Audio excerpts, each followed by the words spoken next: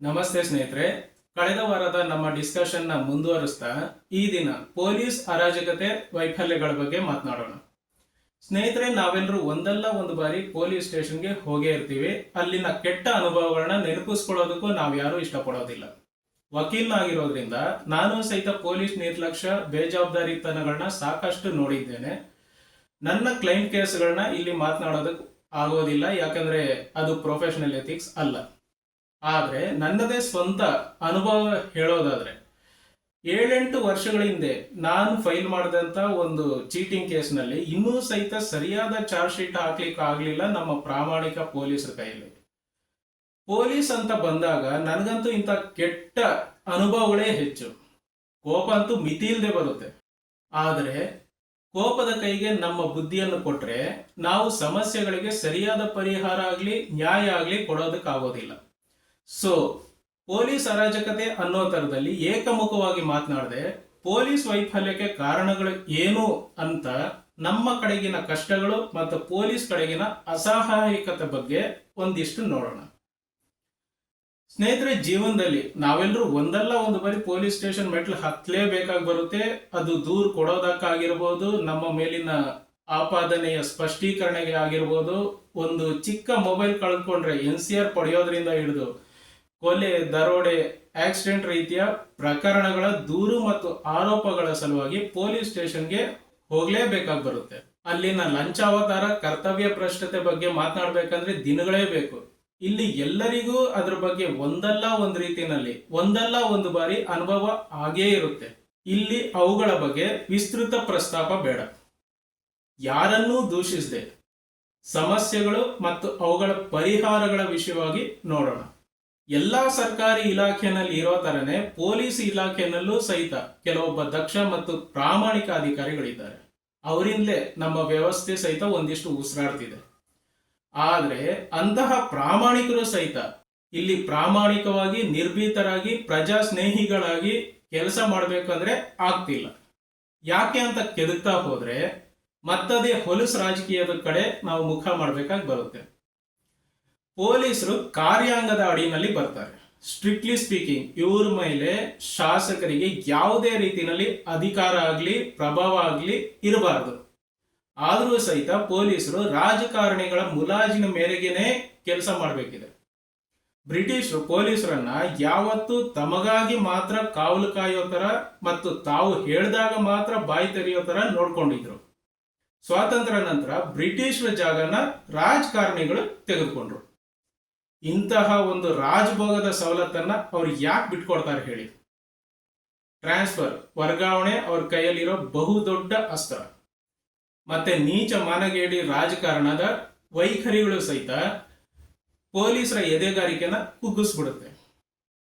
ಇಲ್ಲಿ ಪ್ರತಿಯೊಬ್ಬ ಪೊಲೀಸರು ನ್ಯಾಯಬದ್ಧರಾಗಿ, ನಿರ್ಭೀತರಾಗಿ ಅಪರಾಧಗಳನ್ನ ಭೇದಿಸಲು ಮುಂದಾದ್ರೆ ಅರ್ಧಕ್ಕರ್ಧ ಪ್ರಕರಣಗಳು ರಾಜಕಾರಣಿಗಳ ವಿರುದ್ಧವೇ ಆಗಿರುತ್ತವೆ.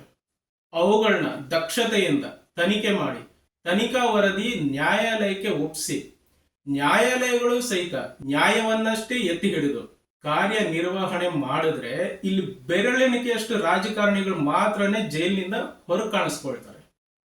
ಆದ್ರಿಂದಲೇ ರಾಜಕಾರಣಿಗಳಿಗೆ ಪೊಲೀಸರ ಮೇಲೆ ಕಂಟ್ರೋಲ್ ಅಷ್ಟು ಮುಖ್ಯ. ಅದನ್ನ ಅವರು ಯಾವತ್ತಿಗೂ ಬಿಟ್ಕೊಡೋದಿಲ್ಲ. ನನ್ನದೇ ಹಲವಾರು ಪೊಲೀಸ್ ಮಿತ್ರರು ಅವರ ಕಷ್ಟಗಳನ್ನ ಹೇಳ್ಕೊಳ್ತಾ, ನಮ್ಮ ಗೋಳು ಕೇಳೋರಿಲ್ಲ, ನಾವು ಪ್ರಶ್ನೆ ಮಾಡೋದಕ್ಕಾಗೋದಿಲ್ಲ, ಸಂಘ ಕಟ್ಕೊಳ್ಳೋ ಹಾಗಿಲ್ಲ, ಸ್ಟ್ರೈಕ್ ಮಾಡೋ ಹಾಗಿಲ್ಲ, ಬಿಸಿಲಲ್ಲಿ ರಾಜಕಾರಣಿಗಳಿಗೆ ಬಂದೋಬಸ್ತ್ ಅಂತ ನಿಲ್ಲಿಸ್ತಾರೆ, ಸರಿಯಾಗಿ ಕುಡಿಯೋದಕ್ಕೆ ನೀರು ಸಹಿತ ಸಿಗೋದಿಲ್ಲ. ಒಬ್ಬೊಬ್ರು ಅವರ ಇಂಥ ದಯನೀಯ ಕತೆ ಹೇಳ್ತಿದ್ರೆ ನಾವು ನಿಜವಾಗ್ಲೂ ಪ್ರಜಾಪ್ರಭುತ್ವ ದೇಶದಲ್ಲೇ ಬದುಕ್ತಿದ್ದೇವ ಅಂತ ಅನಿಸ್ಬಿಡುತ್ತೆ. ಪೊಲೀಸ್ ವ್ಯವಸ್ಥೆನಲ್ಲಿ ಹಲವಾರು ಸುಧಾರಣೆಗಳು ಬೇಕು. ಪೊಲೀಸರು ಸಹಿತ ಮನುಷ್ಯರೇ. ಅವರಿಗೂ ಫಿಕ್ಸೆಡ್ ಡ್ಯೂಟಿ ಅವರ್ಸ್, ನಿಗದಿತ ಕರ್ತವ್ಯದ ಸಮಯ ಇರಬೇಕು. ಅವರ ಮಾನಸಿಕ ಮತ್ತು ದೈಹಿಕ ಆರೋಗ್ಯದ ಬಗ್ಗೆ ಕ್ರಮಗಳನ್ನ ತೆಗೆದುಕೊಳ್ಳಬೇಕು. ತನಿಖೆಗಳ ಗುಣಮಟ್ಟ ಹೆಚ್ಚೋದಕ್ಕೋಸ್ಕರ ಪ್ರತ್ಯೇಕ ತನಿಖಾ ವಿಭಾಗಗಳು ಇರಬೇಕು. ಬಂದೋಬಸ್ತ್ಗಾಗಿ ಪ್ರತ್ಯೇಕ ನುರಿತ ವಿಭಾಗ ಇರಬೇಕು. ಅವರ ಆತ್ಮರಕ್ಷಣೆಗಾಗಿ ಸವಲತ್ತುಗಳನ್ನ ಕಲ್ಪಿಸಬೇಕು.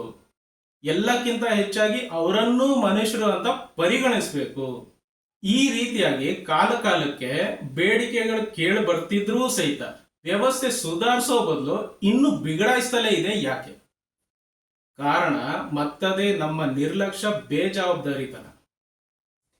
ಅಲ್ಲಿ ಸುತ್ತಿ ಇಲ್ಲಿ ಸುತ್ತಿ ಮತ್ತೆ ನಮ್ಮ ಮೇಲೇನೆ ಗೂಬೆ ಕೂರಿಸ್ತೀಯಲ್ಲಯ್ಯ. ನಾವೇನಪ್ಪ ಮಾಡಿದ್ವಿ ಇಲ್ಲಿ? ನಮ್ಮ ನಿರ್ಲಕ್ಷ್ಯ, ಬೇಜವಾಬ್ದಾರಿತನ ಏನ್ ಬಂತು ಅಂತ ಕೇಳಿದ್ರ, ಎಲ್ಲವನ್ನೂ ನಮ್ಮ ಕಂಟ್ರೋಲ್ ನಲ್ಲಿ ಇಟ್ಕೋಬೇಕು ಅಂತ ಯೋಚಿಸೋ ರಾಜಕಾರಣಿಗಳನ್ನ ದೂರ ಇಡಿ. ವ್ಯವಸ್ಥೆಯನ್ನ ಸುಧಾರಿಸಬೇಕು ಅಂತ ಯೋಚಿಸೋ ಪ್ರಾಮಾಣಿಕರಿಗೆ ಮಾತ್ರ ವೋಟ್ ಹಾಕಿ. ದಯವಿಟ್ಟು ಇನ್ನಾದ್ರೂ ಈ ಬ್ರಿಟಿಷರ ವಂಶಾವಳಿಗಳನ್ನ ನಿರಾಕರಿಸಿ, ಧಿಕ್ಕರಿಸಿ. ಅಲ್ಲಯ್ಯ, ಎಲೆಕ್ಷನ್ ಮುಗೀತು, ಇನ್ನೂ ವೋಟ್ ಎಲೆಕ್ಷನ್ ಅಂತ ನಿದ್ದೆ ಮಂಬ್ರನಲ್ಲಿ ಮಾತನಾಡ್ತಿದ್ಯಾ ಅಂತ ಕೇಳಿದ್ರೆ, ಇಲ್ಲ ಸ್ನೇಹಿತರೆ, ಜಾಗೃತವಾಗಿ ಇದ್ದೀನಿ, ನಿಮ್ಮನ್ನ ನಿದ್ದೆಯಿಂದ ಹೊರಗೆ ಬನ್ನಿ ಅಂತಿದ್ದೀನಿ ಅಷ್ಟೇ. ಮುಂದಿನ ನಿಮ್ಮ ಪ್ರಾಮಾಣಿಕ ಪ್ರಜಾಪ್ರತಿನಿಧಿಯನ್ನ, ಪ್ರಜಾ ಕಾರ್ಮಿಕನನ್ನ ಇವತ್ತಿನಿಂದಲೇ ನೀವೇ ಹುಡುಕೋದಕ್ಕೆ ಪ್ರಾರಂಭ ಮಾಡಿ.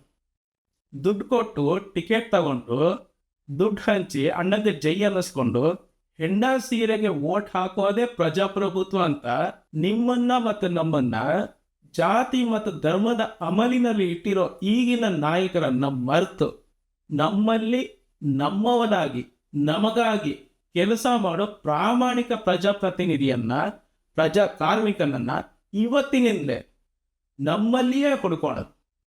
ಅವನನ್ನು ಬೆಂಬಲಿಸಿ ಬೆಳೆಸೋಣ. ಹೇಗೆ, ಏನು, ಎತ್ತ ನಮ್ಮೊಂದಿಗಿರಿ. ಎಲ್ಲರೂ ಸೇರಿ ನಿಜವಾದ ಪ್ರಜಾಪ್ರಭುತ್ವ ಹೇಗಿರುತ್ತೆ ಅನ್ನೋದನ್ನ ನೋಡೋಣ. ಜೈ ಕರ್ನಾಟಕ, ಜೈ ಹಿಂದ್.